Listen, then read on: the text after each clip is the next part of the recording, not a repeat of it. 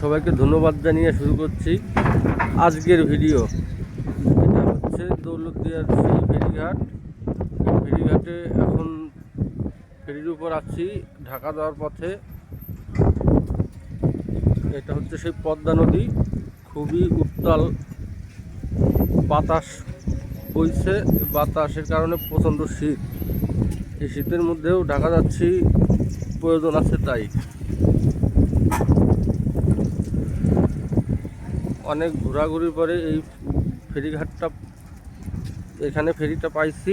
অন্য অন্য ঘাটে ফেরি নাই। একদম 3-4 বার ঘোরাঘুরির পর এই ঘাটে ফেরিটা আছে শুধু, এখানে আসছি।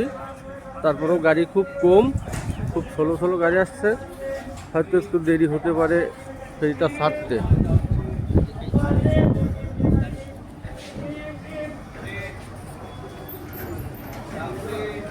এটা হচ্ছে রাবেয়া, এটা বালিয়াকান্দি থেকে আসছে, আমরাও বালিয়াকান্দি থেকে আসছি।